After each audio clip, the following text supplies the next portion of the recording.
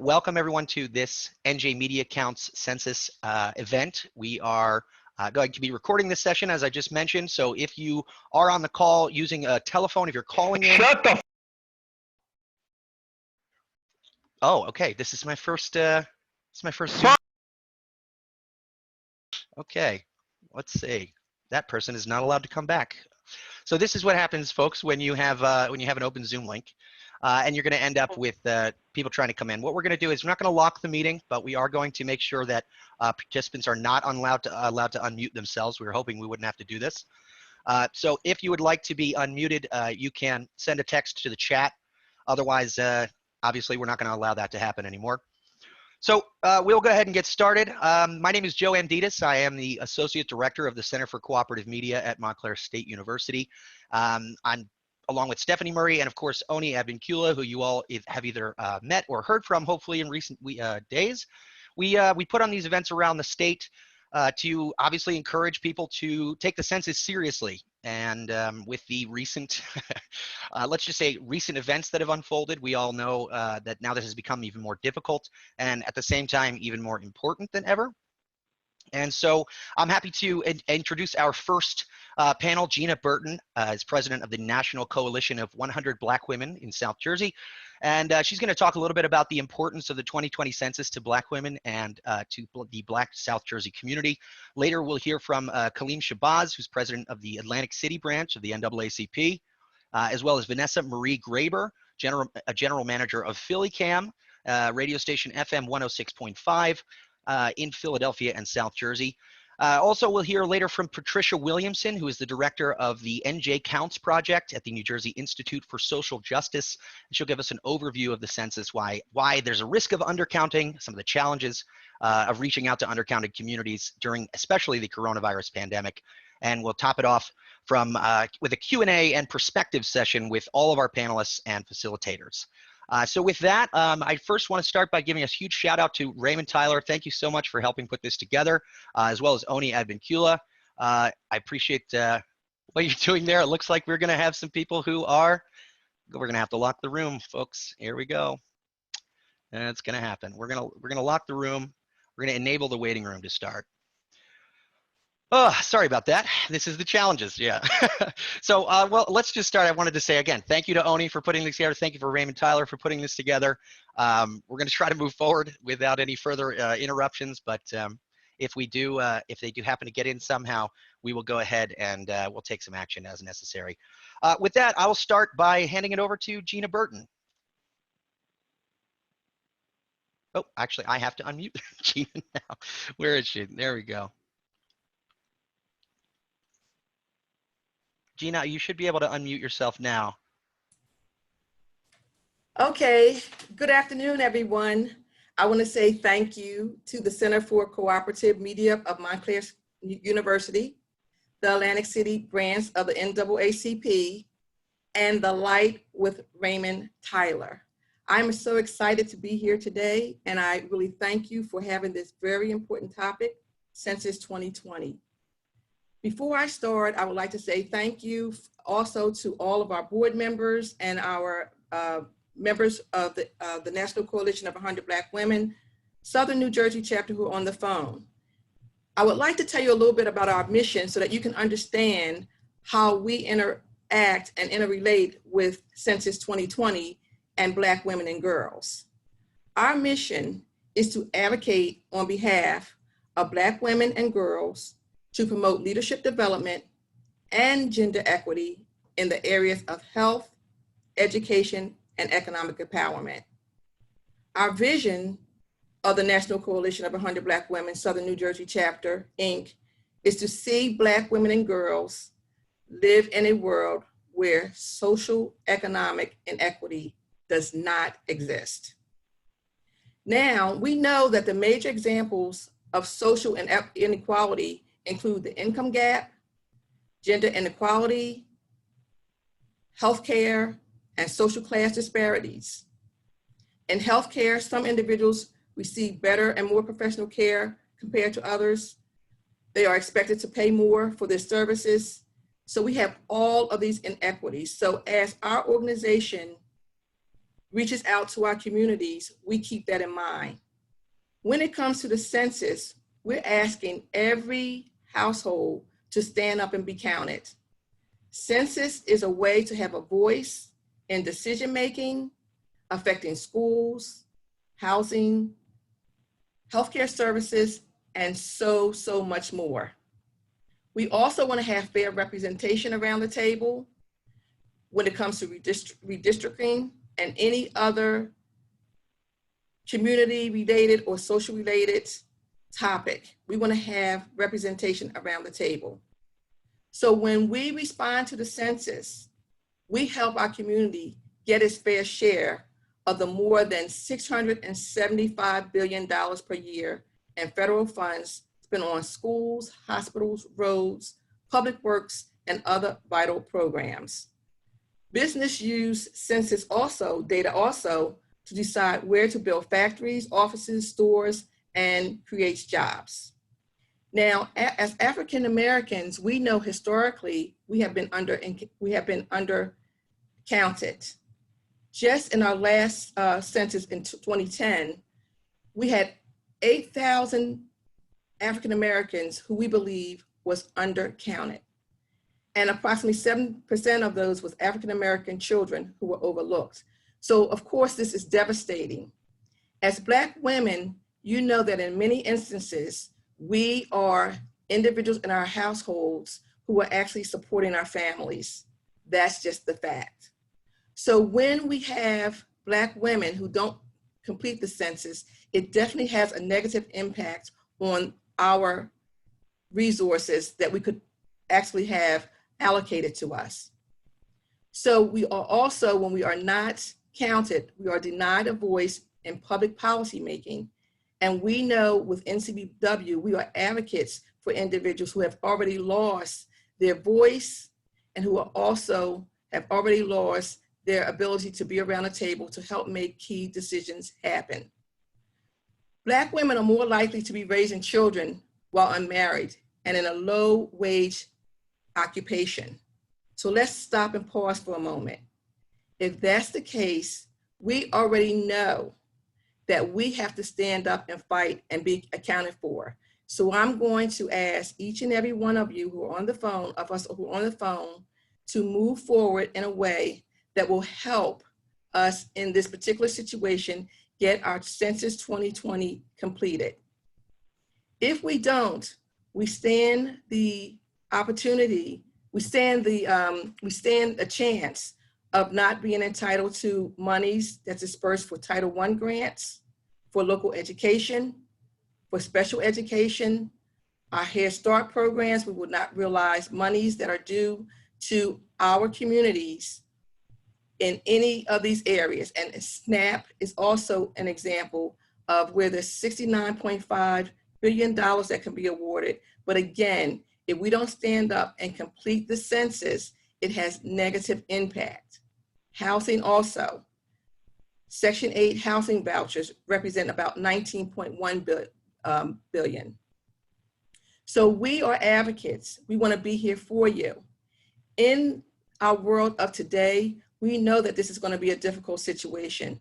So we're going to ask that every one of us continue to work with our partners in our communities and don't just talk about it, let's be about it. So with that, I would like to say thank you for giving us the opportunity to talk about how African Americans can have an impact, especially women who are heads of many households, to complete the census and make a favorable difference in our communities. Thanks again. Fantastic. Okay, thank you, Gina. I am going to go ahead and make one more quick announcement.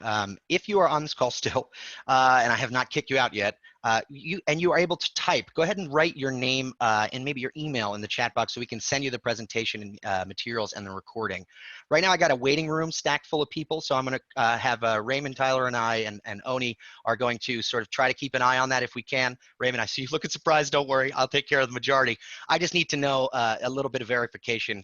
There are some names that are displayed. If you recognize any of those names, you can let me know in the chat, and I can admit them. Otherwise, you know, I'm going to unfortunately just keep the meeting locked. So with that said, please let us know your email so that we can send you the recording. But then also, remind you that if you have any questions, you can share that in the chat box as well.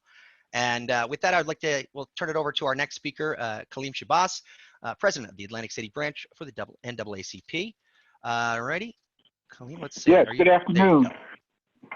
First of all, let me greet everyone who was in the virtual town hall, and let me thank specifically the National Coalition of 100 Black Women, South Jersey chapter, the Center for Cooperative Media, the Census, and of course our facilitator and program maestro, Brother Tyler. The NAACP is happy and excited to partner with all these groups to stress the importance of the census. And we have a real life example in why the census is important, why the census is crucial, and why the census really matters. And that is what's happening with the pandemic that we're going through with the virus is affecting not only the United States, but of course the whole world. But back to what's happening in our country, we see that this virus is exposing and underscoring and highlighting the tremendous health disparities and gaps that we have in the country. We see that, unfortunately, the number of African Americans and Latinos, people of color, is vastly disproportionate to their population, the people who are dying from this virus, which underscores many of the inequities and the disparities and the gaps that we have in this country as far as health status, as far as wealth distribution, as far as access to quality health care. So the census is one of the cures to solving some of these gaps, not a total cure, but one of the cures, because the census determines how resources are allocated and how many resources are available, or how much resources are available. So I think this is a life lesson on why the census is important. It's not just a rhetorical or political or intellectual exercise. It is really, in a very real sense, life and death, because communities that are underserved need resources. They need health resources. They need financial resources. And a lot of that comes from our government sector, and that's determined by the census.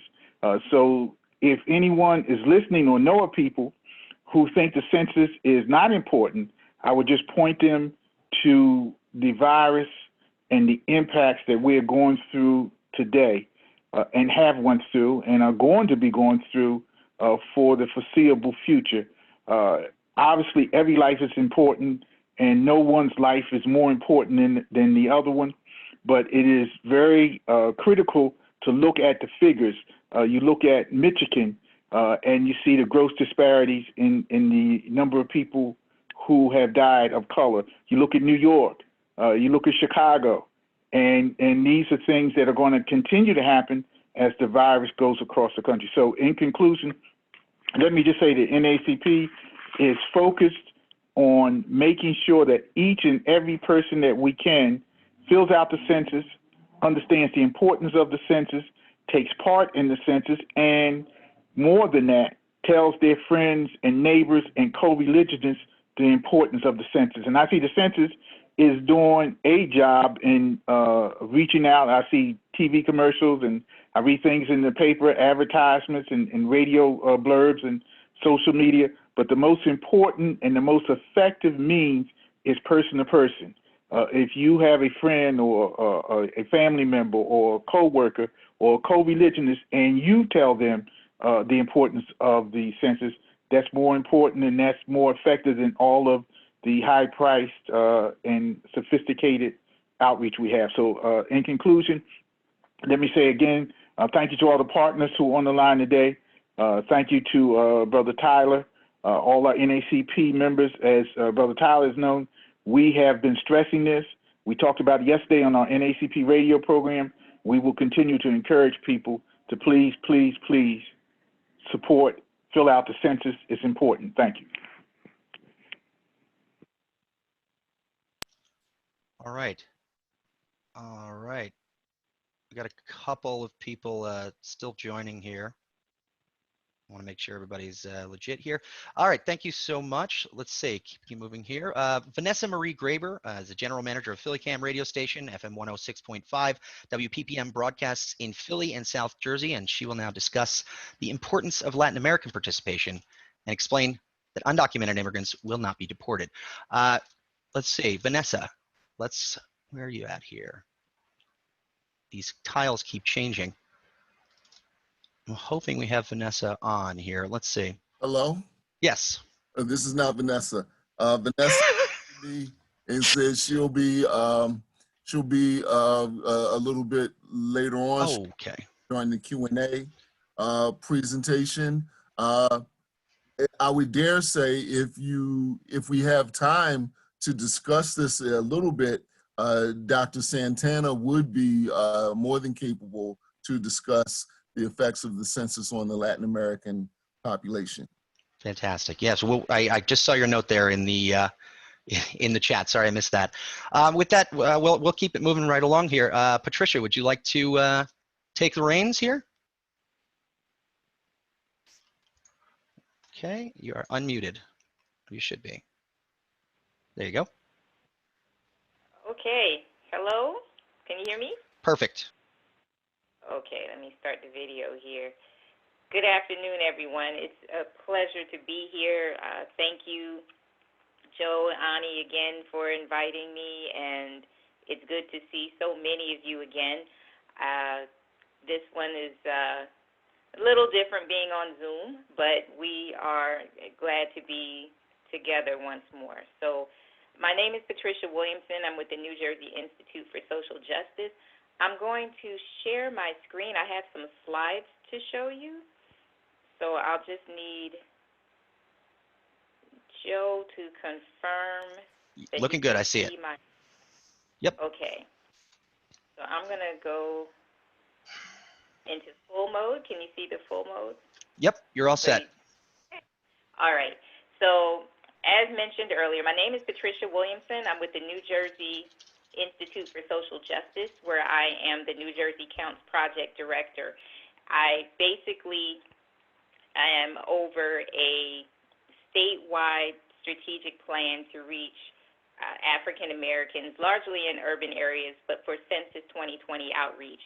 Here in the state of New Jersey, Atlantic City is one of the 11 cities that I'm focusing on, and this is my second time coming in and speaking with you through Raymond Tyler and NAACP and Joe and Ani, and so I have some new things to say, but I do have some old ones. I just want to make sure that we're all on the same page on certain things. So as you should know by now, Census 2020 is here.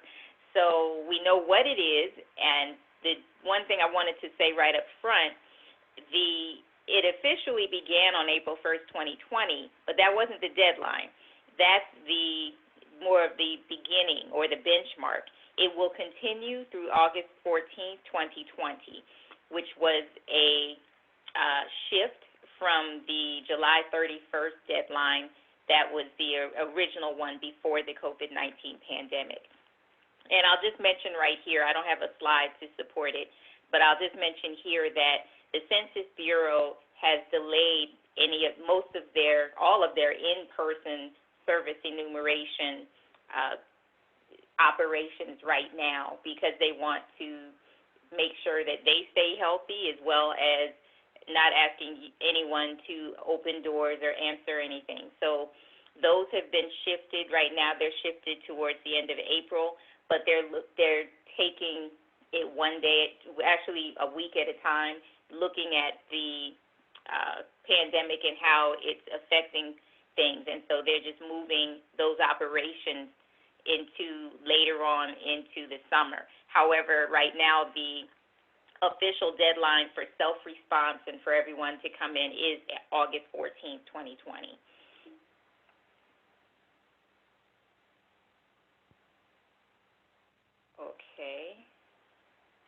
Okay, and this was already stated, just a reminder why we're doing what we do. The census is essential to receiving the fair share of political representation in Washington, and for the federal funding for critical programs and social services to which it's entitled. So some of these services, you're already seeing how they're being used right now through the COVID-19 pandemic. How is the census taken? It can be completed in 4 ways. The first and most popular one is the internet. 80% of the United States received a unique identification link to complete the census online, so I hope all of you received it. They were sent beginning March 12th. The telephone is a new way to take it as well. Lines opened March 13th. There's 13 different languages, including English. I will say one thing is that sometimes the wait times are a little long, but it does work well. I know someone that completed their census that way, and they will have real people there in language. The wait lines are a little long because there's not as many employees there due to the COVID-19 pandemic, so therefore the lines are a little longer, but they do have the different languages available. Third is the paper form. That's the traditional form that we're used to, and that was the only option last time, 10 years ago. So the paper forms were sent yesterday, and they will continue over the next few days. Anyone who has not responded to this point will receive a reminder and a paper form in the mail.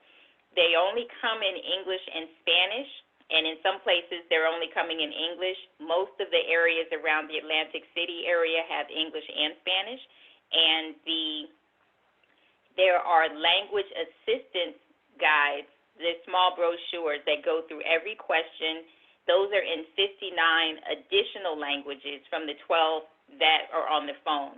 So you can go online to 2020census.gov, and in the area where you can respond, it will give you these language assistance guides where you can receive help. And just want to mention there are some African and Caribbean languages as well. Twi is there, Igbo is there, Haitian Creole is there, Swahili is there, and I believe there's one other one that's there. So take a look at those, and if there are people in your life that need to read that or to at least have it read to them, please know that those are there for you. The fourth one is not self-response. A census enumerator will come to your residence if no one self-responds via the first 3 options. This is a slide that I had last time, and basically what it shows is Atlantic City and its surrounding areas. Basically, this is what we're calling hard to count, and what we now say is hard to survey.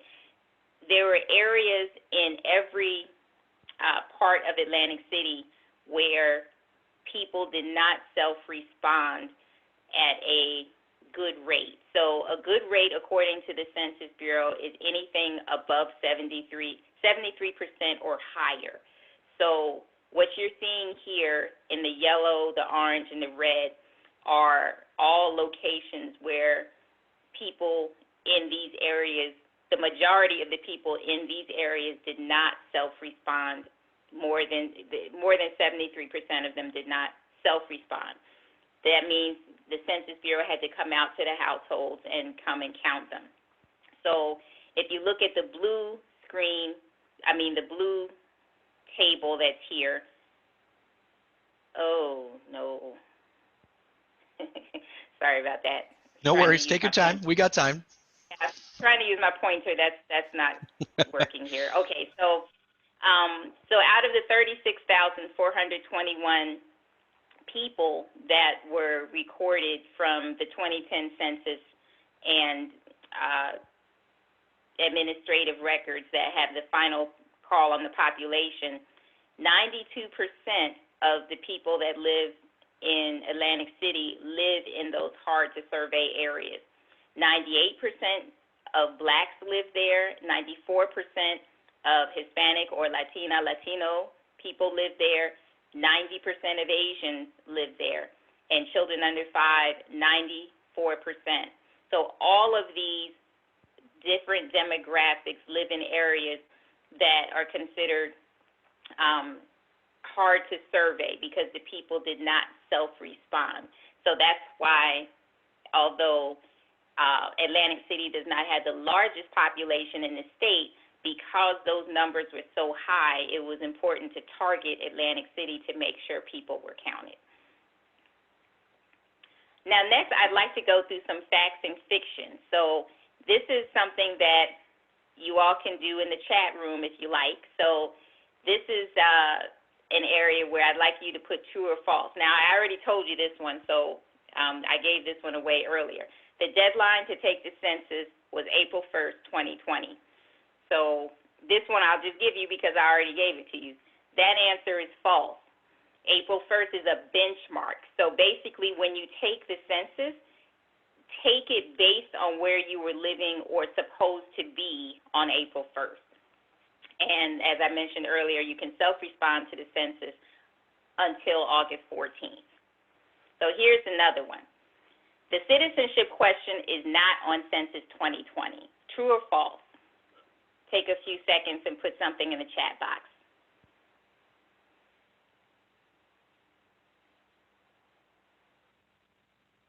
I'm really learning Zoom today. Are you able to view the Okay. chat while you're screen sharing? You got it? Figured it out. Nice, nice. Okay. Good. Well, those of you that responded are correct. That is true. Now, I got to get back over here. It was removed by the Supreme Court in June 2019. There is no question about the citizenship status. The reason I'm mentioning that is because a Pew report came out last week, and of the people that were surveyed, 53% of Americans believe that the census still has a citizenship question on it. That's the damage was done. Even though the Supreme Court took it off, there are so many people that were very concerned about it that they're not even thinking about the census anymore because of the fear of that question. So please let people know that it's not on there anymore. Okay, here's one that's a little tricky. Since college students are at home because their colleges were closed due to the pandemic, they should be counted at home. True or false?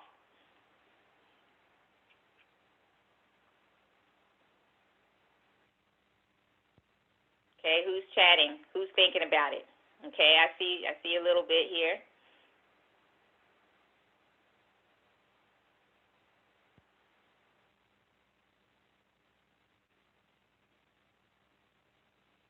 Okay, I see a few.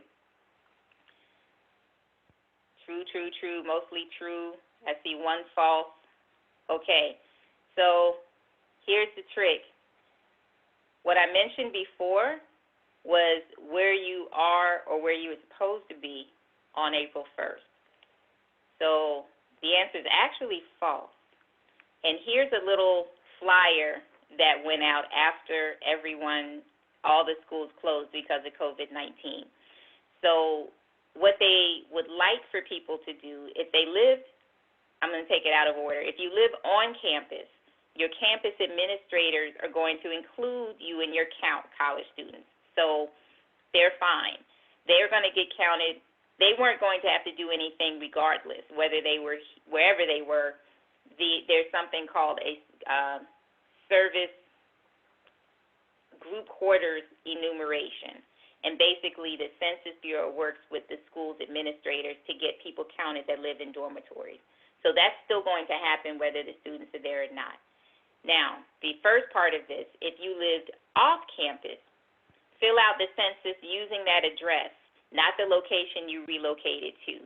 Be sure to include your roomies or your housemates. That one's a little trickier, but the reason being, they want people to be counted there because this is a snapshot of what's going to be going on in the next 10 years. So the college towns actually need those numbers to provide those, to make sure those services are provided for the students when they actually are there. So that's the Census Bureau's take on it. They need people to be counted back at the school where they were. Now, there is something on the census that asks whether or not someone lives in another place other than where they are now. So a lot of people who have already taken the census, they've already come across that question and they said, yes, my college student child is here, but they usually get counted somewhere else. The Census Bureau on the back end will be able to see the duplicates and they will make that fix. They can't do that for those that live off campus though. So encourage students that live off campus to go in and put in the address of where they've been living off campus. That's a good one. That's a tricky one.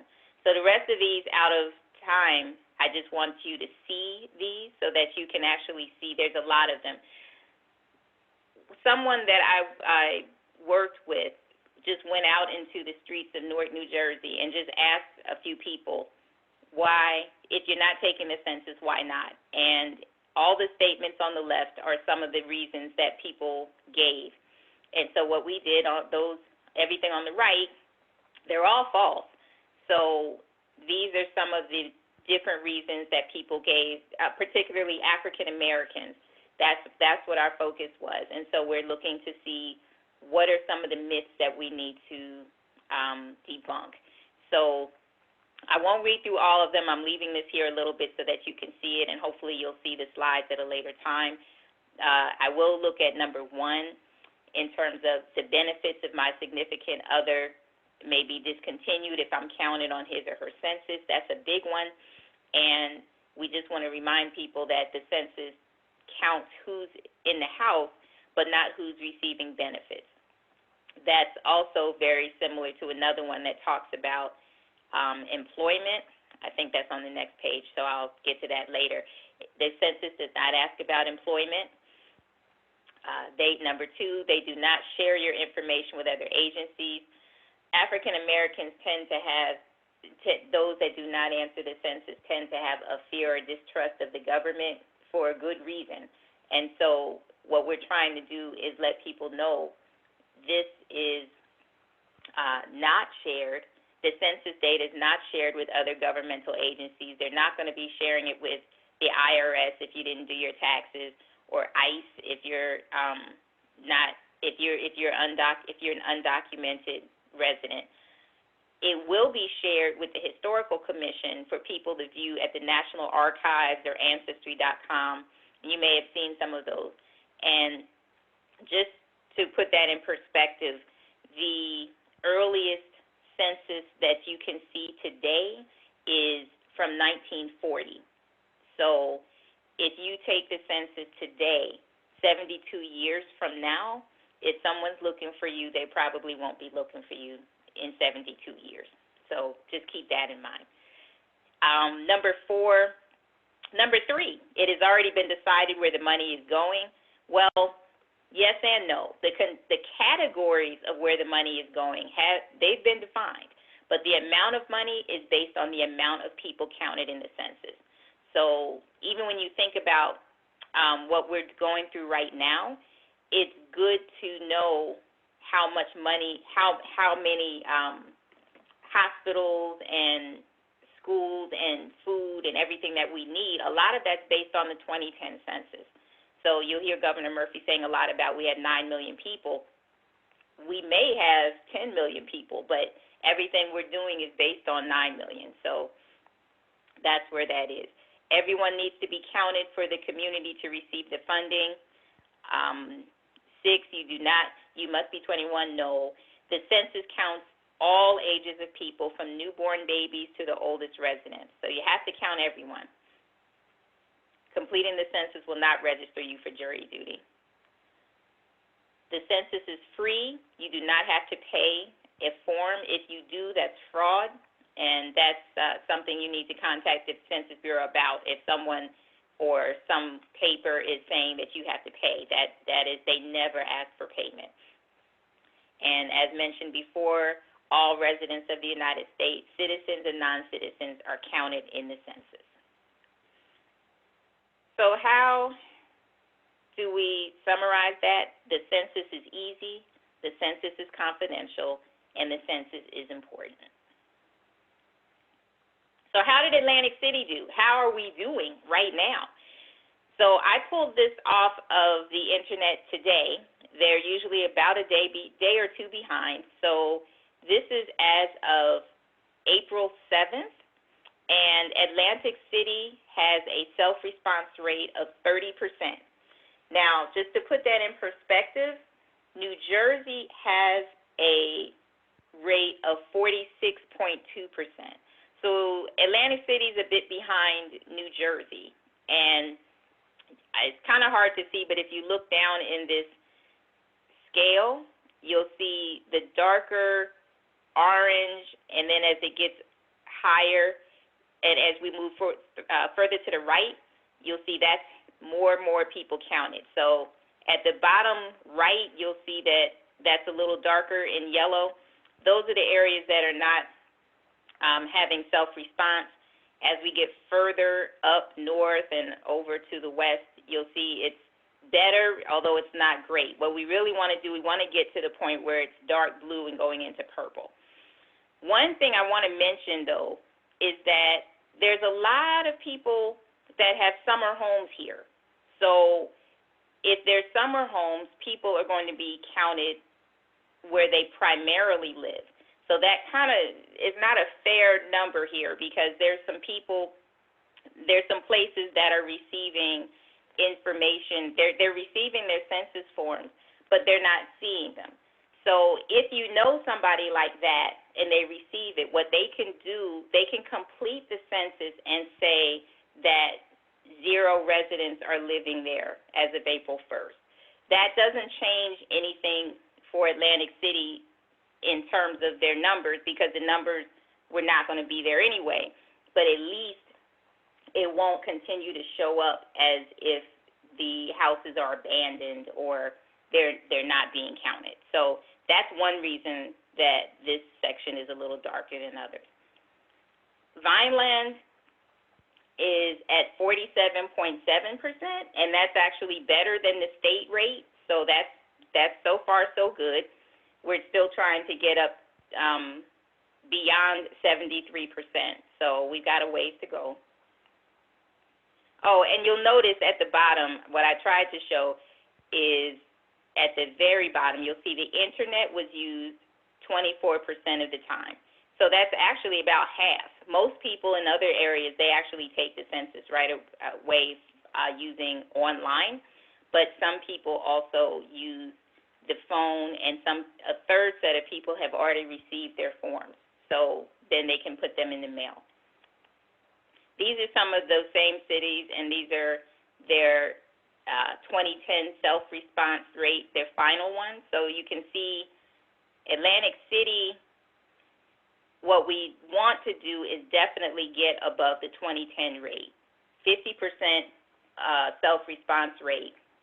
That's not good, because if you think about it, if those people actually ended up not being counted, you're only going to receive half the services that you need. And if you're using them, that's how you get overcrowded schools. That's how you don't have different services that you need, the SNAP benefits, things like that, for the right amount of people. So you definitely want to get above 50.2%. The other ones that I listed here per request: Vineland, Pleasantville, Margate City, and Sicklerville, Camden County. So those are the self-response rates as of yesterday, and these are the final self-response rates for 2010. So we're on our way, but we're hoping that we can surpass 73%. If you want to see daily if you want to see the rates every day, they're updated. You can go to both of these websites, and you can type in your address, or you can type in the county, the city, and you can see for yourself. You can track how things are going, and you can get to, not to the street level, but you can see to an area called a census tract, which is a series of blocks together, and you can see which areas are the hardest to survey, so that you'll know where to put your outreach. What can you do?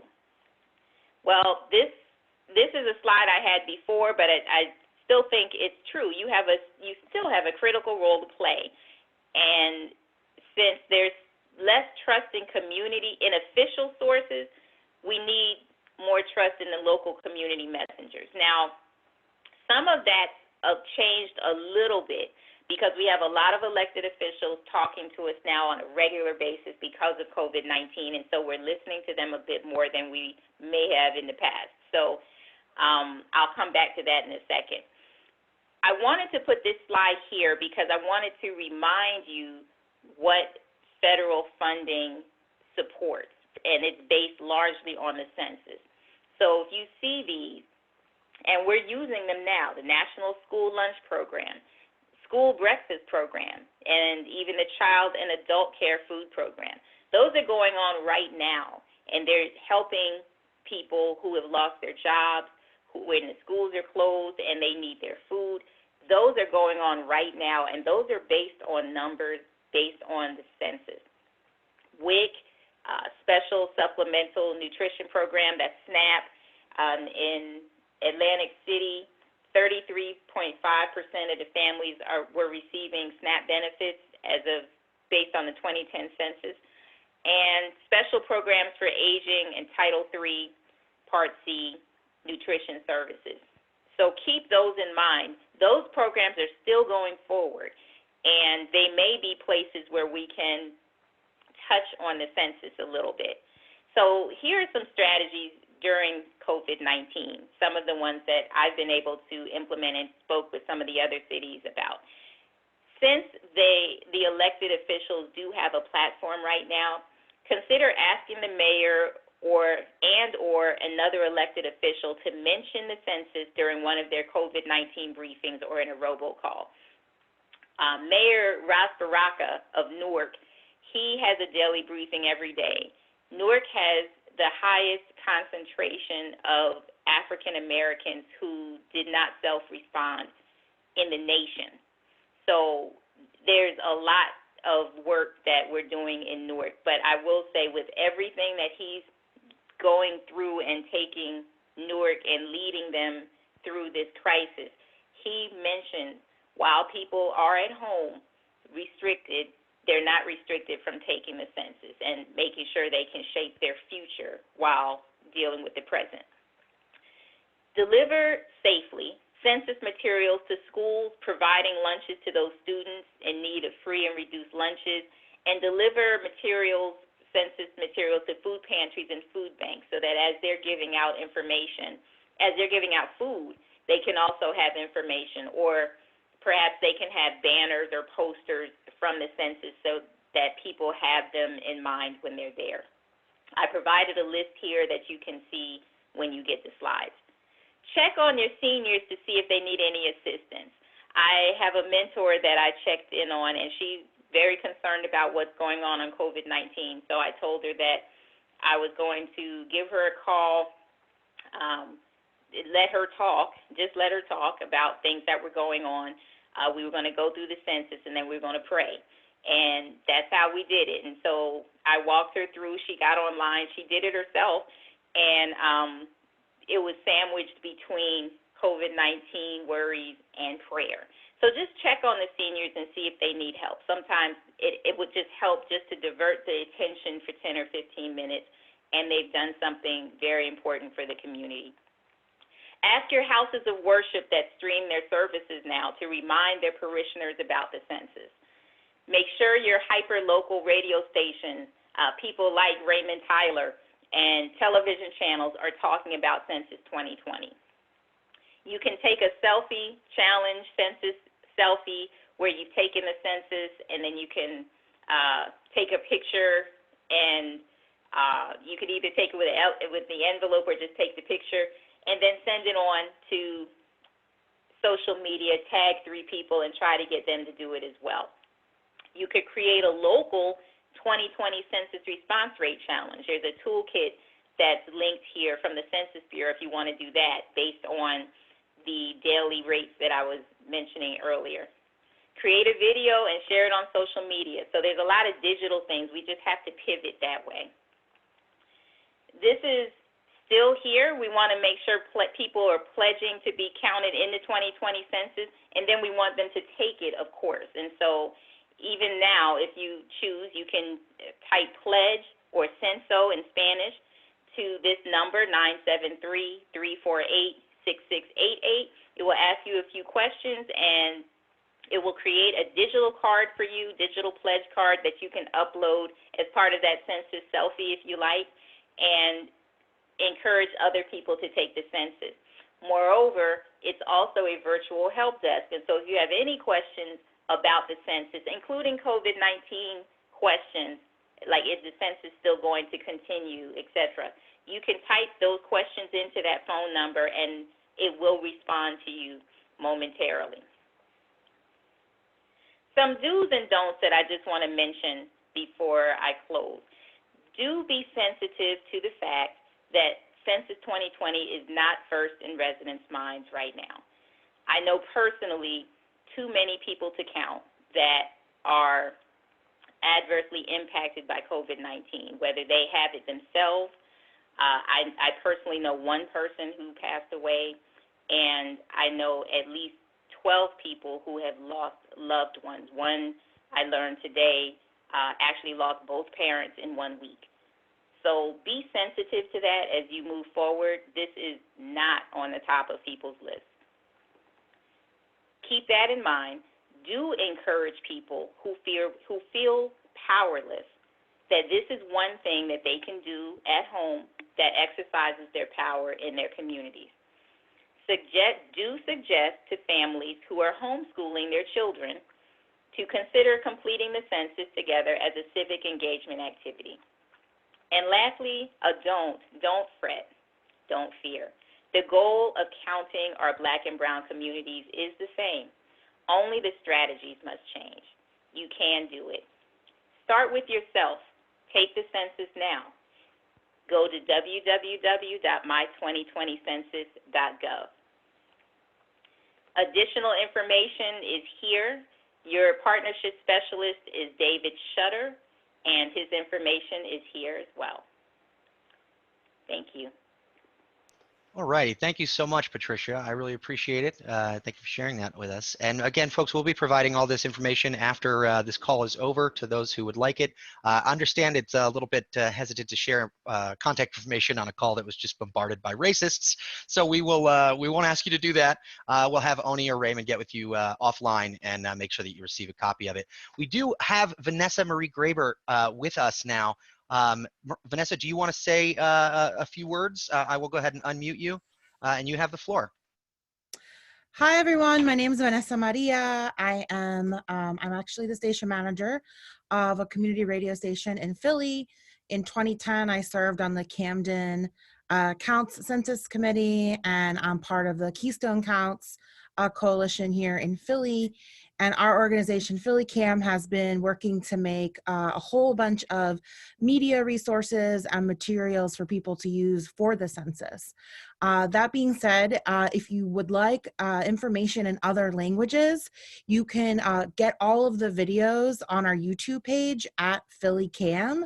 And so if you have family or friends that aren't English speaking and you want to, share information online, you could access all the videos for free there as well.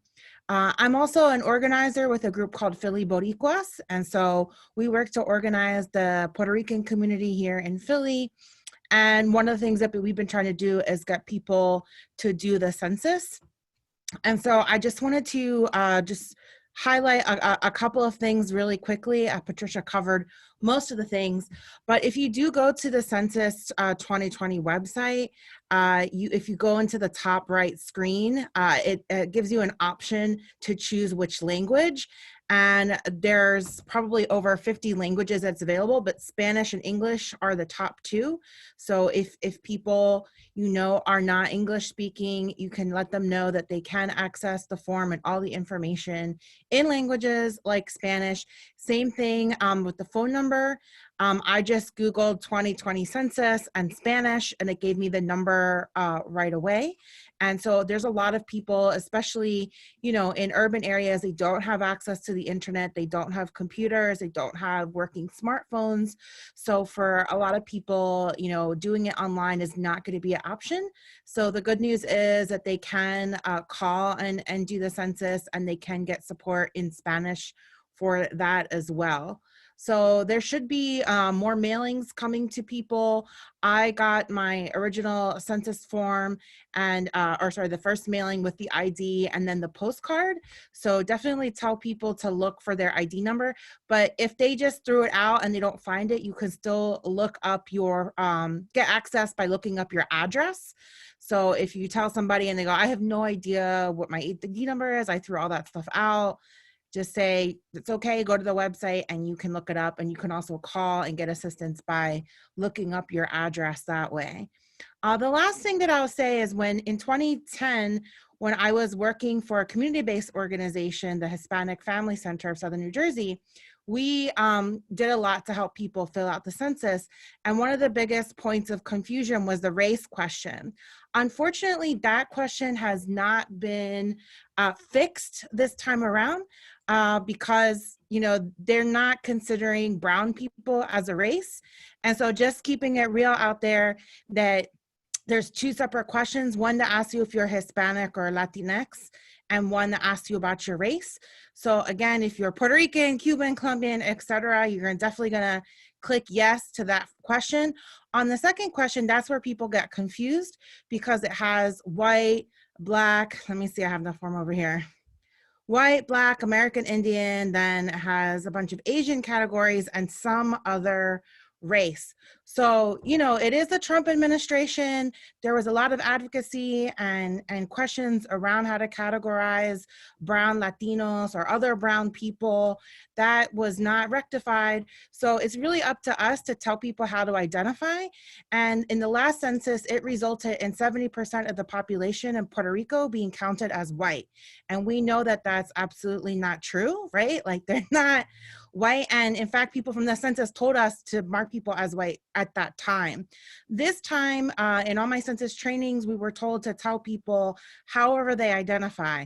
And when people identify as brown and it's not an option, that means we all need to get on the same page with how we're going to mark ourselves.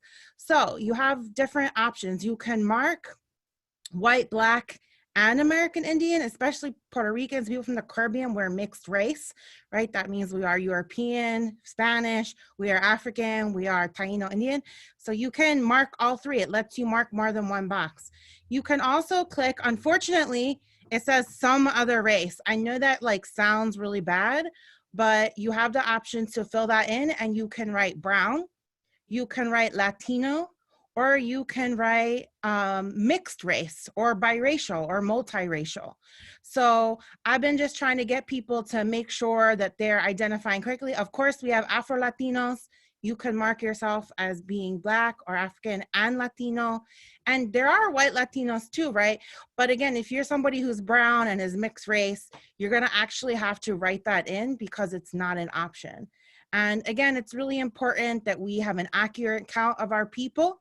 And as everybody else already mentioned, these counts are very instrumental, not just in getting funding, but in research as well.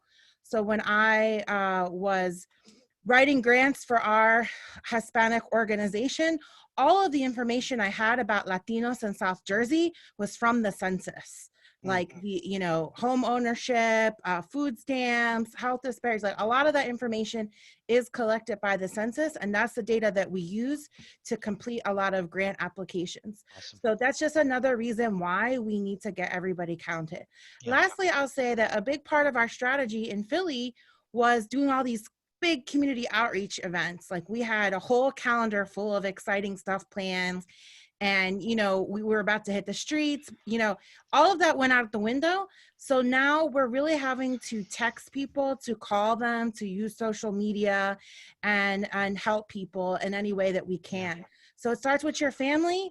Call your mom, call your brother, call your cousin, text them, and you're going to have to help people through. And if everybody could help like at least 5 people, I think then that will have been really, really good. We can't go outside. We can't do the outreach that we're used to. So that just means we have to be a little bit more intentional. Thank you. So again, I just want to shout out all the people that have been sharing information. It's super important. A lot of people are volunteering on this effort. But again, if we don't get counted, we don't get the resources that we need. And we know that we are underfunded in so many areas. So definitely check out our YouTube page again at PhillyCam and share those videos for outreach materials. Thank you so much. And again, I apologize for missaying your name, Maria in the middle. It has it as Marie on my schedule, so I apologize. Thank you for that. I really appreciate it. Also, a huge fan of what PhillyCam does. I second the motion to go check out everything that Vanessa and her crew does. We are over time now, but I do want to make sure we get time for 1 or 2 questions. I apologize for the delay, and things got a little out of sorts, but I want to make sure we have time. Let's do 2 questions, and at the risk of chaos unfolding, I will allow anyone to unmute themselves manually to go ahead and ask any question you may have of our distinguished panelists. Hello? Yep, you're good. Yeah, one question that I have, and one of the reasons why I was adamant about putting this together, even with this Zoom chat with most of us who are here, pretty tech savvy, I've got several texts of people who were on hold, couldn't get in, yada, yada, yada. That being said, with the restrictions on us right now, what is the best way to work with seniors or with people who may not have access to the internet or who may be intimidated by saying, okay, I want you to go online and give all this, all this personal information? I think, Raymond, we'll just collect all the presentation materials because there's no other way because of the social distancing mandate. There's no way that we can do any in-person teleconference. So we'll just send out all the materials of the speakers, and then maybe you can forward it to them. I would like to make one suggestion, if I can be heard. Yes, you're on. Go for it. You're good. Okay. Some of it you may have to have some sort of a list. I know the NAACP, generally speaking, has access to van lists, and if you have a personal list where you know who the seniors are, you may just have to call them and find out how they're doing, what they're doing. I told you about one senior I walked through online, but there's another senior that I know that she completed hers on the phone. And a third thing is, now that the written forms have been sent, they can all complete them written, just the way they've been used to doing it for decades. So if you come across the seniors, whether you're calling them or doing something, they should be receiving the written forms any day now, so they can do just what they've been used to doing. I have a follow-up question for you, Patricia. If you can clarify, this is most probably more on the definition but it has a lot of implications. If you say hard to survey, does that mean people now who are online, and maybe the implication there is they don't have enough access to the internet, or hard to count and then hard to enumerate?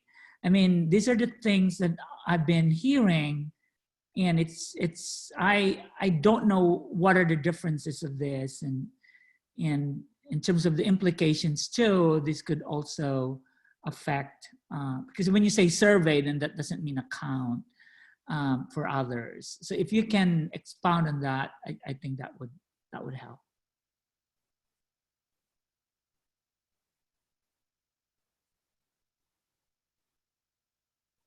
I think you need to unmute yourself. I couldn't unmute myself. That was for Jill. Sorry about that. Yeah, I realized. Go ahead. So the Census Bureau changed the terminology halfway through, from hard to count to hard to survey. It means the same thing, but basically what that means is it's an area or a location that is defined as 73% or fewer of the people there did not self-respond to the census in 2010. So when they looked at through different surveys, you know, there's different surveys that go on throughout those 10 years. One of the, they looked at the demographics. Many of them are people of color, people in low-income housing, children under 5, more renters than homeowners, and there were several other, homeless, that's an extremely high one.